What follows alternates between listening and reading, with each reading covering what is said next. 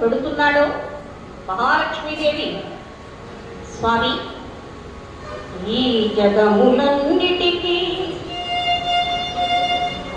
నేనే దిక్కు కదా,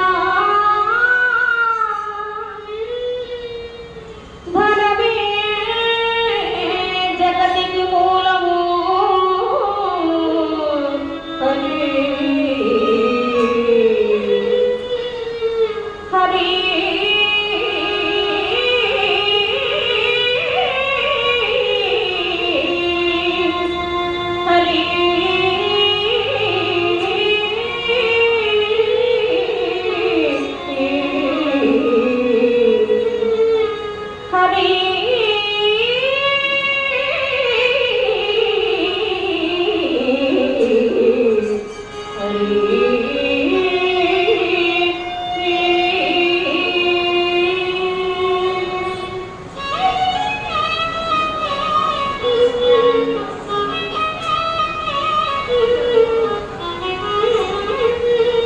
స్వామి, ఈ జీవనోపాధికి విశ్వమానవ కళ్యాణానికి ఆధారమైనది ఐశ్వర్యం. అటువంటి ఐశ్వర్యాన్ని అందించు అధిదేవతలు భాగ్యలక్ష్మిని నేనే కదా. నా అనుగ్రహం లేకపోతే ఆఖరికి మీ త్రిమూర్తులైనా తిన తిండి లేక, కట్టబట్ట లేక, నిలువ నీడైనా లేక అష్ట కష్టాలతో అల్లాడవలసిందే కదా ప్రభు అని తన భాగ్య గర్వాన్ని మగడైన మాధవుని ముందు ప్రదర్శించింది మహాలక్ష్మీదేవి. గర్వోక్తులు విన్నాడు, మనస్సులో నవ్వుకున్నాడు. గర్వశాంతి కొరకు స్వామి అంతరం మధరం కొనసాగిస్తున్నాడు. అదిగో అప్పుడే వచ్చాడు నారదుడు. నారద, రావయ్య కూర్చో, ఆనందవల్లికి వివాహం జరిపించాలి, ఓ మంచి సంబంధం ఉంటే చెప్పు అన్నాడు శ్రీహరి.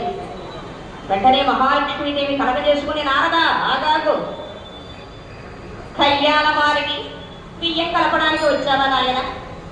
అయినా సన్యాసివి, నీకెందుకు వచ్చిన గొడవ? వచ్చిన నాడే వెళ్ళు అని లక్ష్మీదేవి. అమ్మా, అయ్యవారు నాకు అవకాశం ఇచ్చారు కదా, ఒక్క మాట నేను చెబుతాను వినండి తల్లి, నచ్చితే సంబంధం కలుపుకోండి, లేదా నా దారి నేను చూసుకుంటాను అన్నాడు. అసలు లోకధర్మం ఏమిటండి? కన్యావరయతే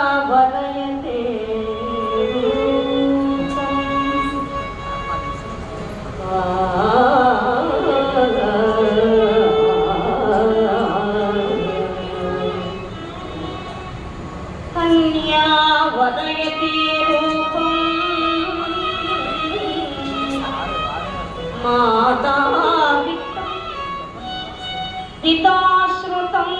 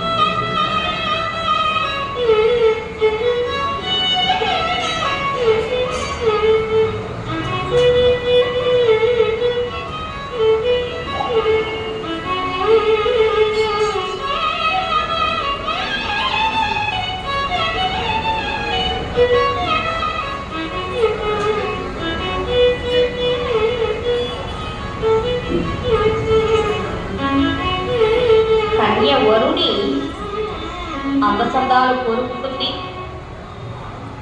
వధువు తల్లి అల్లుడు భాగ్యవంతుడై ఉండాలి అని భావిస్తుంది. వధువు తండ్రి అల్లుడు యోగ్యుడైతే బాగుంటుంది అని తలపోస్తాడు. ఇక బంధువులు మిత్రులు పిల్లవారి యొక్క వంశ మర్యాదలు ఏమిటి అని ఆలోచన చేస్తారు. మిగిలిన వారు ప్రస్థాన ప్రియులు. అమ్మాయి నుంచి వరుణకు పరిపూర్ణమైన ప్రాయము, నాణ్యమైన నడవడిక, వినయంతో కూడిన విద్య, ఈ శుభ లక్షణాలు ఉన్నవారికి అమ్మాయినిస్తే ఆజన్మాంతం సుఖపడుతుంది. కాబట్టి నారదుడు వెళ్ళగా చెబుతున్నాడు, చక్కనివాడు సర్వసుర సైన్యములెల్లను ఏలువాడు, తాదికమువాడు దీనులకు దివ్య మనోహర సుందరాంగుడు, అక్కడ కంఠముందగిన అమ్మకు తమనేనయల్లుడి చక్కెర బొమ్మకుందము సంధ్రియము గణవేల మాధవా మాధవా మాధవా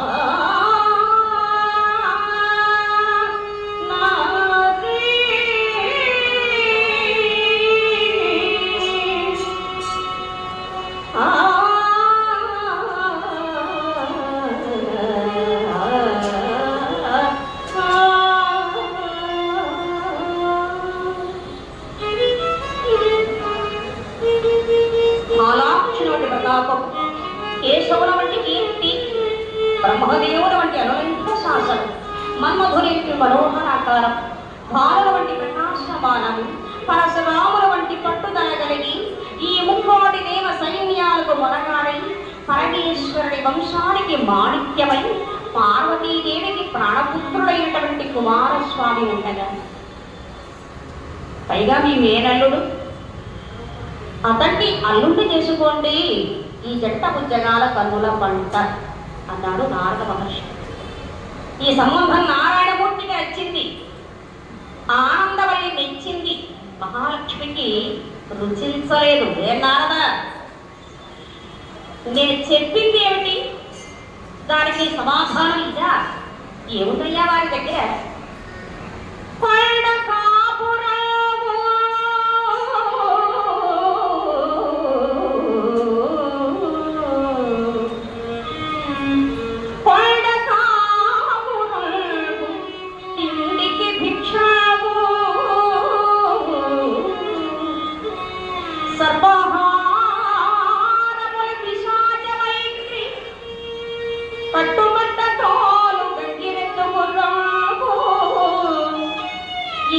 భాగ్యహీనులు ఎందుకలరు